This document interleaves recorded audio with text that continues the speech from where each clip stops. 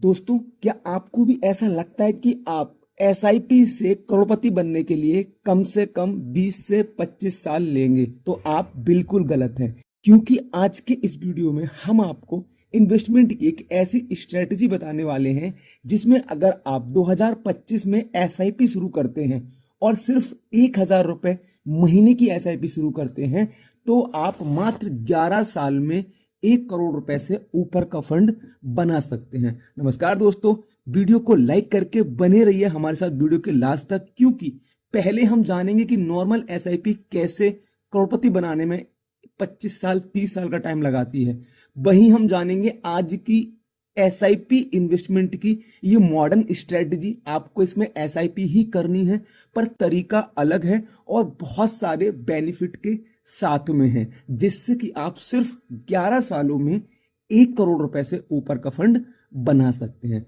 दोस्तों, एग्जाम्पल के लिए सबसे पहले हमने यहाँ पे एक SBI magnum mid cap fund लिया हुआ है, जिसमें अगर हम एसआईपी करें तो हम लगभग 25 से 30 सालों में 1 करोड़ रुपए बना पाएंगे। लेकिन वहीं अगर हम एसबीआई निफ्टी 50 ईटीएफ की अगर बात करें तो आप यहां 10 से 11 सालों में 1,000 रुपए की एसआईपी से 1 करोड़ रुपए बना सकते हैं। मतलब आप समझ चुके हैं, हम एसआईपी म्यूचुअल फंड में नहीं, ईटीएफ में प्लान करने वाले हैं। तो किस तरीके से आप एसआईपी को म्यूचुअल फंड में ना करके ईटीएफ में कर सकते हैं, और सबसे बड़ी बात, ईटीएफ में एसआईपी करने के क्या क्या फायदे हैं? तो सबसे बड़े 2 मेजर फायदे। Number 1, expense ratio.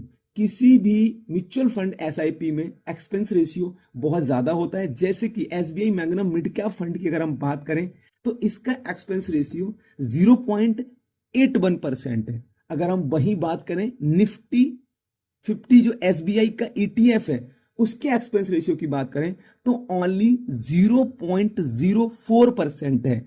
अब किसी को लग सकता है कि छोटा सा एक्सपेंस रेशियो कितना इफेक्ट डाल सकता है। आइए चेक करते हैं। दोस्तों, मान के चलते हैं आपने 1 करोड़ रुपए का फंड बनाया, जिसपे आपको ओवरऑल लाइफ में 0.80% म्यूचुअल फंड के हिसाब से एक्सपेंस रेशियो देना पड़ा, जिसको अगर हम कैलकुलेट करें तो बनता है 8 लाख रुपए।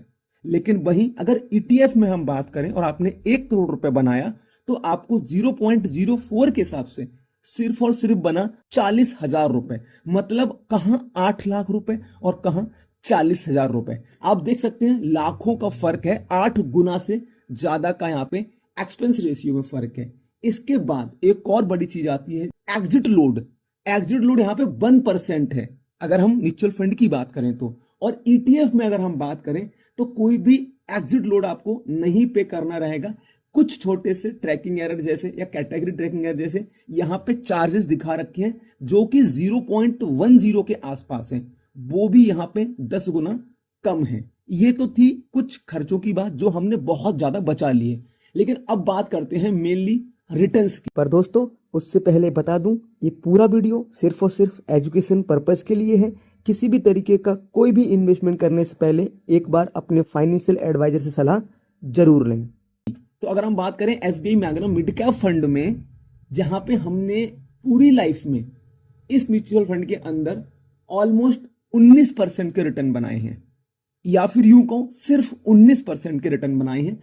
इस म्यूचुअल फंड ने 12 सालों में लगातार 19% के रिटर्न अपने इन्वेस्टर्स को बना के दिए हैं। अगर हम वहीं पे एसबीआई निफ्टी 50 ईटीएफ की बात करें तो इसने पिछले 9 सालों में लगभग 185% के रिटर्न्स अपने इन्वेस्टर्स को बनाकर दिए हुए हैं। दोनों ही म्यूचुअल फंड और ईटीएफ एसबीआई के हैं, सेम कंपनी के हैं, लेकिन यहां पे आपको बहुत ज्यादा रिटर्न मिल रहे हैं ईटीएफ्स में, जिसके मुकाबले आपको SBI magnum fund mutual fund में कम रिटर्न्स मिल रहे हैं। अब हम सीधे कैलकुलेशन करके देखते हैं। अगर हम SBI magnum mid cap fund में 1,000 रुपए महीने की एसआईपी करते हैं और 11 साल ही करते हैं, क्योंकि हमने यहाँ पे 11 साल का टारगेट लिया हुआ है 1 करोड़ से ऊपर का फंड बनाने के लिए, और हमने एक्सपेक्टेड रिटर्न जो रखे हैं वो पूरे रख लिए, जितना इसने दिए हैं अपनी पूरी लाइफ में 19%। तो हमारा टोटल इन्वेस्टमेंट हुआ 11 साल में 1,32,000 रुपए। हमको एस्टिमेटेड रिटर्न्स मिलेंगे 3,14,129 रुपए, और हमारे टोटल फंड की वैल्यू हो जाएगी 4,46,129 रुपए।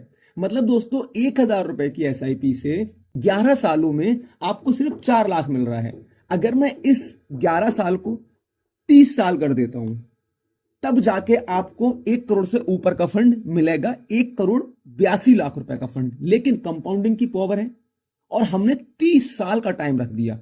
लेकिन बात करें अगर सिर्फ 11 सालों की तो रिटर्न कितना है, 4.5 लाख रुपए। अगर हम वहीं पे बात कर लेते हैं ईटीएफ में कैलकुलेशन की, 1,000 रुपए महीने हम करेंगे, 11 सालों के लिए करेंगे, और जिस कैलकुलेटर पे हम कर रहे हैं यहां 50% से ऊपर रिटर्न कैलकुलेट नहीं होते हैं, तो हम 2 बार में करेंगे।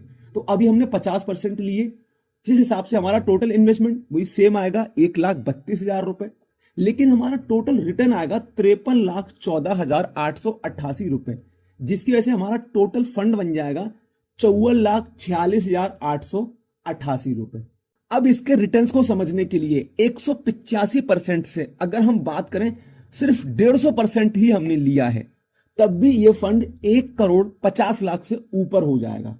लेकिन हम अगर सिर्फ बात करें सिर्फ और सिर्फ 100% यानी कि दुगना अगर इसको हम कर देते हैं, तब भी आपका फंड 1,08,93,776 रुपए बनेगा। जबकि हमने यहां पर रिटर्न 185% की जगह पे सिर्फ 100% लिए हैं और 50-50% 2 बार में कैलकुलेट किया है। सिंगल टाइम कैलकुलेशन में कंपाउंडिंग और अच्छी आएगी तो ये लगभग 10 लाख रुपए फंड और बढ़ जाएगा।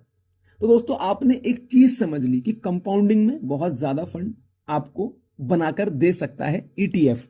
अब किसी किसी के मन में एक सवाल आ सकता है कि क्या 100% रिटर्न्स पॉसिबल हैं? तो मैं आपको बता दूं, एसबीआई निफ्टी 50 ईटीएफ 2015 में आया था और अब तक लगभग 10 साल हो चुके हैं, और इन 10 सालों के मैं लाइफ टाइम रिटर्न्स की ही बात कर रहा हूं जो कि 185% है। अब आपसे मेरा एक सवाल है कि अगर किसी व्यक्ति ने 1,000 रुपए महीने की एसआईपी इन 10 साल पहले की होती तो क्या उसको ये जो 185% के रिटर्न ऑलरेडी आ चुके हैं ये मिले होते या नहीं? आपका जवाब होगा यस, मिले होते, क्योंकि रिटर्न्स मिले हैं। और किसी ने एसआईपी की होती तो सिर्फ 10 सालों में ही 1,000 रुपए आपका लगभग 2 करोड़ से ऊपर का फंड बन चुका होता।